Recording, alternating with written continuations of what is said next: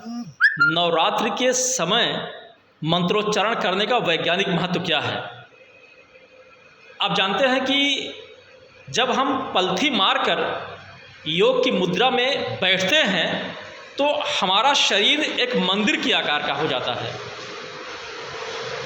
इस मंदिर रूपी काया के अंदर विराजमान आत्मा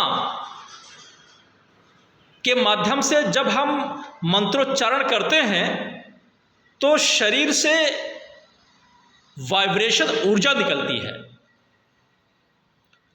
यह ऊर्जा वायुमंडल के ग्रहों के परिवर्तन होने से जो सूक्ष्म ऊर्जा निकलती है उससे जाकर कनेक्ट कर लेता है। ग्रहों की ऊर्जा निकलती कैसे है, इसके पिछले एपिसोड में आपको हमने बताया है कि जब जब ऋतुओं का परिवर्तन होता है तब तब नवरात्र मनाया जाता है, क्योंकि उस समय ऋतुओं के परिवर्तन से जो ग्रह होते हैं वह आपस में परिवर्तित होते हैं, मौसम बदलता है जिससे एक नई ऊर्जा निकलती है। उस ऊर्जा को वातावरण में अपने शरीर के अंदर लाने के लिए यह मंत्रोच्चारण किया जाता है।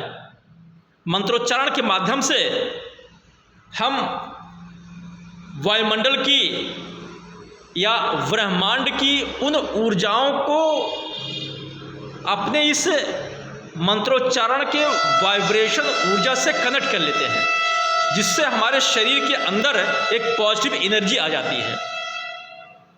और हमारे शरीर के अंदर ही नहीं बल्कि साधक जिन स्थान पर बैठ करके माँ दुर्गा का, सरस्वती का, अपने आराध्य की आराधना करता है, उस क्षेत्र में पॉजिटिव एनर्जी आ जाती है और स्वास्थ्य लाभ मिलता है। जैसा कि पिछले एपिसोड में आपको हमने बताया कि महाकुंभ में स्नान करने के बाद हम अपने शरीर के और होली के में बुकवा लगाने के बाद हम अपने शरीर के बाह्य अंगों का संक्रमण से बचाने का कार्य तो कर लेते हैं। अब इंटरनल पार्ट यानी शरीर के अंदर के अंगों को कैसे हम स्ट्रांग करें, मजबूत करें, रोग प्रतिरोधक क्षमता को कैसे बढ़ावें, तो उसके लिए हमारे ऋषि मुनि ने इस नवरात्र पर्व को बनाया है कि जब जब ऋतु परिवर्तित होता है शरीर की जो रोग प्रतिरोधक क्षमता होती है वो कम होने लगती है। उस रोग प्रतिरोधक क्षमता को बढ़ाने के लिए ये पर्व के माध्यम से हम अपने शरीर को स्वस्थ रख पाते हैं।